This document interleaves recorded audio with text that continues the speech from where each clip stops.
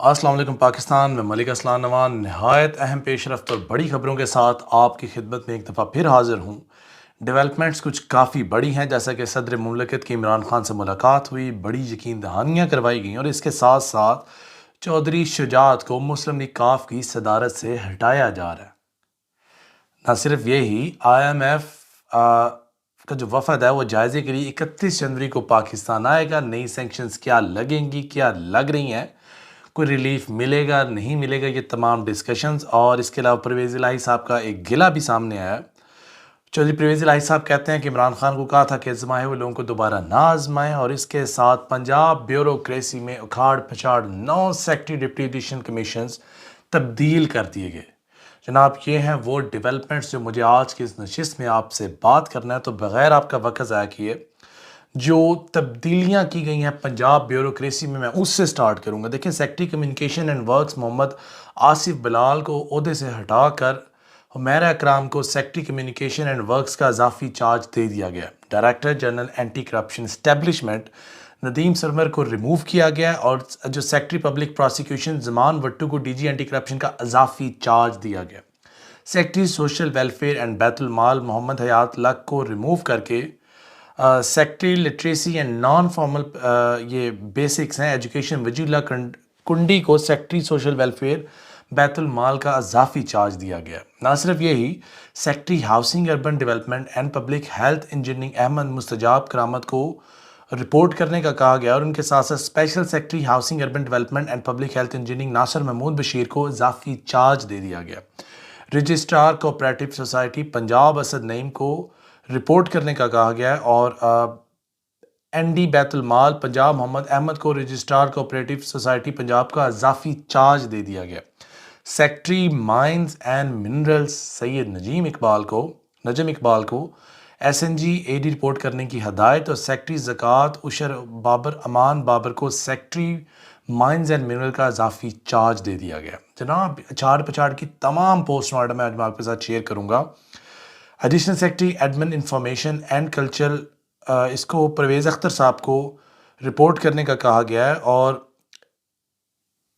DG public relations Punjab और MD जो PGF का इजाफी चार्ज भी उनसे वापस ले लिया गया। Secretary information and culture department Salod Saeed को DG पब्लिक रिलेशंस पंजाब का इजाफी चार्ज दे दिया गया। इजाफी चार्ज दिए जा रहे हैं, इतने बंदे नहीं मिल रहे जिन पे एतबार कर सकें। एक एक बंदे को 4 इजाफी चार्जेस दिए जा रहे हैं। खैर, director admin and finance Gujranwala authority Kanwal Batool को रिपोर्ट करने का कहा गया और DG गुजरावाला डेवलपमेंट अथॉरिटी का चार्ज भी उनसे वापस ले लिया गया। और जबकि कमिश्नर पंजाब हुसैन बहादुर को ओहदे का चार्ज वापस और SND JD रिपोर्ट करने की हिदायत। Secretary public prosecution Punjab Zaman Wattoo को कमीशन पंजाब का इजाफी चार्ज। डिप्टी कमिश्नर मंडी भावदीन, डिप्टी कमिश्नर, ये आप मंडी भावदीन को कैसे भूल सकते हैं। तंसीम अली से ओहदे का चार्ज वापस और जो DC रेवेन्यू मंडी भावदीन अब्बास सुल्कनैन को डिप्टी कमिश्नर मंडी भावदीन का इजाफी चार्ज। साबिक वज़ीर आला पंजाब चौधरी परवेज़ इलाही के ज़िला गुजरात के डिप्टी कमिश्नर अमार शहजाद से ओहदे का चार्ज वापस और ADC रेवेन्यू गुजरात मोहम्मद औरंगज़ेब को डिप्टी कमिश्नर गुजरात का इजाफी charge. Deputy commissioner Wazirabad Naveedul इस्लाम से ओहदे का चार्ज वापस और ADC रेवेन्यू वज़ीराबाद इशफाक अहमद खान को डिप्टी कमिश्नर वज़ीराबाद का इजाफी चार्ज। और इनके बाकायदा नोटिफिकेशंस भी दिए जा चुके हैं। ये है वो उछाड़ पछाड़ जो PDM ने इलेक्शन से पहले शुरू कर दी, अपनी मर्जी की टीमें लगाना शुरू कर दी। देखें, PDM सोच सकती है कि शायद जो वो सोच रहे हैं वो ठीक हो, शायद उनके जो पैरामीटर्स हैं उनके कैलकुलेटर इस दफ़ा काम कर जाए, रंग दिखा जाए, लेकिन जो अवाम का जोर है, आप 5-10 हज़ार वोट्स की जो ऊपर नीचे कर सकते हैं, उनकी तफसील चेंज कर सकते हैं। 5-10 हज़ार मुर्दों का वोट इधर से आप वोट इकट्ठा करें, अपनी मर्जी के वोटर अपने हलकों में अगर लेकर भी आप आ जाएं, इसके बावजूद भी अगर अवाम का टर्नओवर 100% रहा, 100% नहीं, खैर अगर 70% भी रहा तो यकीनन इलेक्शन रिफॉर्म्स के अंदर और रिफॉर्म्स करने के बावजूद आपको वाइट वॉश होगी, इस बात की मैं गारंटी देता हूँ, अनलेस एंड अनटिल गैबी ताकतें नामार्ज़ वजूद में आ जाएँ। बाकी IMF का वफद जायजे के लिए 31 जनवरी को, जैसा कि मैंने आपको बोला, पाकिस्तान आएगा। वो 9 फरवरी तक रहेगा। वफद दौरे के दौरान अंदरूनी बैरूनी पॉलिसियों की पायदारी और पाकिस्तान की माली पोजीशन बेहतर बनाने पर बातचीत करेगा। ये बेहतर इसने क्या बनानी है, आप भी जानते हैं और मैं भी जानता हूँ। ये आप पे सैंक्शंस लगाएंगे, आपको डायरेक्शंस देंगे, गरीब अवाम पर बोझ डालेंगे, अवाम की चीखें निकलेंगी और इस मुल्क पाकिस्तान का मज़ीद दिवालिया होगा। और इसके अलावा परवेज़ इलाही साहब के कुछ गिले हैं, वो कहते हैं कि इमरान खान साहब के साथ जो लोग बैठे हुए हैं वो ही उनकी जो है ना तबाही के मौजब ठहरे हैं, उनकी गलत पॉलिसीज़ की वजह से ये आज मामलात हुए हैं। और बाकी रही बात मोहसिन नकवी की, उन्होंने 2 ढाई माह के लिए चार्ज संभाला, उसके बाद उन्होंने घर में जाना है और लोगों से उन्होंने फेस करना है अपने आप को, तो उनके लिए मुसाइब का सामना होगा। परवेज़ इलाही तो सीधी सीधी बातें कर रहे हैं। ज़ाहिर बात उनके गुजरात डिवीज़न को जो छेड़ा गया, उनके डीसीज़ को हिलाया गया, उनके मामलात को डिस्टर्ब करने की कोशिश की है, तो परवेज़ इलाही भी चुप बैठने वालों में से नहीं थे। बाकी जब मैं बात कर रहा हूँ परवेज़ इलाही की, तो मैं कैसे भूल सकता हूँ कि मुझे काफ लीग को भी डिस्कस करना है। और अगर मैं काफ लीग को डिस्कस करने जा रहा हूँ तो चौधरी शुजात को मुस्लिम लीग काफ की सदारत से हटाया जा रहा है। मुस्लिम लीग काफ का जो पंजाब में एक हाउस है डेविस रोड पर, उसमें इनका मुशावरती इजलास हुआ जिसमें चौधरी शुजात हुसैन को सदारत से हटाने का फैसला मुतवक्का है। तर्जमान का ये भी कहना है कि इजलास में चौधरी वजाहत हुसैन को मुस्लिम लीग काफ का सदर बनाने की कोशिश की जा रही है और तारिक बशीर चीमा को हटाकर कामल अली आगा को मरकजी सेक्रेटरी जनरल बना दिया गया।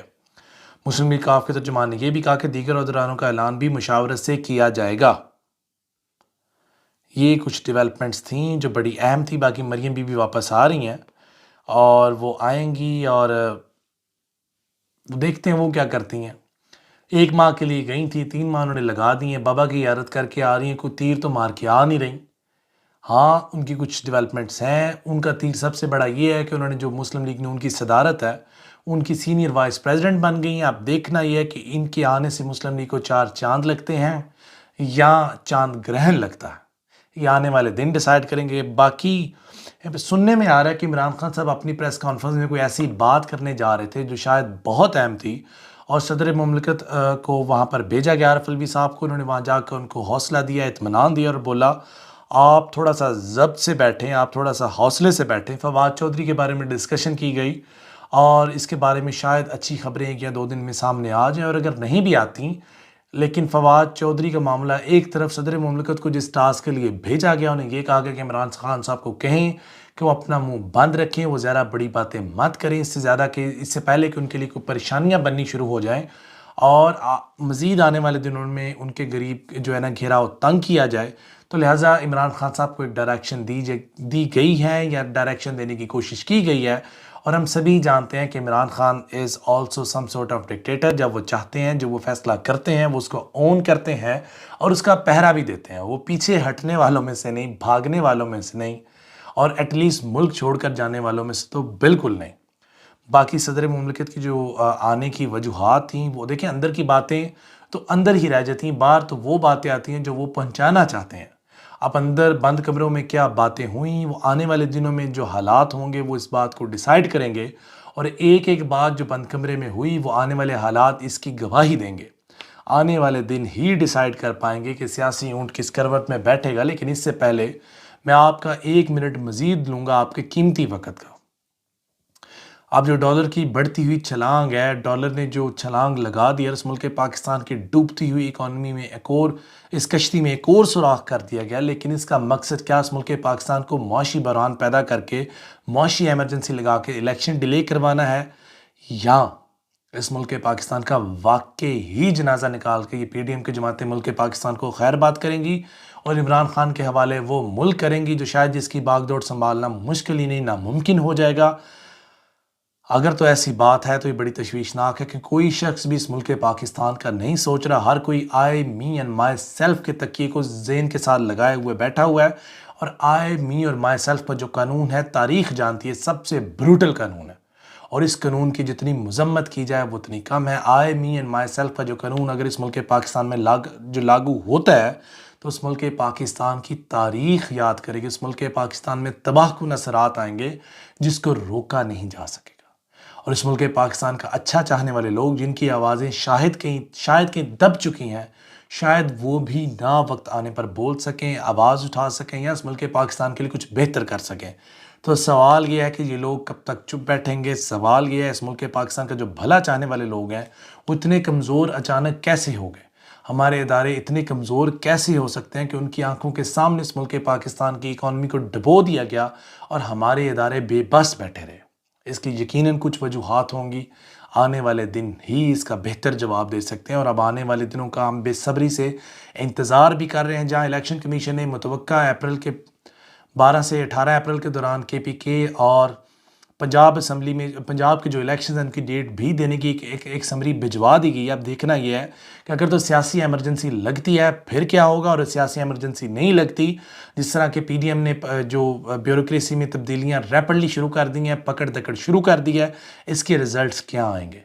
इसके रिजल्ट्स जो पीडीएम चाहती है वो आएंगे, और अगर इमरान खान साहब के साथ खुदा की मदद ना हुई तो यकीनन उनके लिए इलेक्शन लड़ना बहुत मुश्किल हो जाएगा। आने वाले दिन अब मैं और आप बेसब्री से देख रहे हैं और हमारी निगाहें हमारे मुल्क पाकिस्तान के ताकतवर हलकों की जानब उठती हैं, सियासी लीडरशिप की जानब उठती है, लेकिन होगा वही जो बंद कमरों में होगा। अवाम सिर्फ एक जमहूरियत का अलाग जो कहती रह जाएगी, जमहूरियत जमहूरियत करती रह जाएगी, लेकिन शायद जमहूरियत को इस दफ़ा फिर शिकस्त हो। तैयारियां जिस तरह से की जा रही हैं, जमहूरियत को शिकस्त फाश करने की पूरी तैयारियां हो चुकी हैं, लेकिन अब देखना यह कि अगर गैबी मदद इस मुल्क पाकिस्तान में अल्लाह पाक की अगर आती है और इस मुल्क पाकिस्तान की तकदीर बदले तो बदले, वगरना जो हालात इस मुल्क पाकिस्तान के हैं वो यकीनन डिप्रेसिंग है। यूथ मुतनफ़र हो चुका है, यूथ बागी हो रहा है और यूथ अपनी तमाम तर बेहतर मुस्तकबिल की सोचें खो चुका है। इस वक्त यूथ को मोटिवेशन चाहिए, और मोटिवेशन भी उस स्पीकर से नहीं चाहिए जो अरसे दराज से एक चूरन बेचता रहा, एक मंजन बेचता रहा, और जब ग्राउंड रियलिटी में उसकी एबिलिटीज़ को टेस्ट किया गया तो रिज़ल्ट सिफर निकला। आने वाले दिनों का मुझे बेसब्री से इंतज़ार है, आने वाले दिनों का आपको भी बेसब्री से इंतज़ार है। अल्लाह आने वाला हर दिन इस मुल्क पाकिस्तान के लिए बेहतर साबित हो, और जिस शख्स ने इस मुल्क पाकिस्तान का बुरा चाहा, अल्लाह उसकी नस्ल गारत करे। फ़ी ईमानिल्लाह, खुश रहें, आबाद रहें।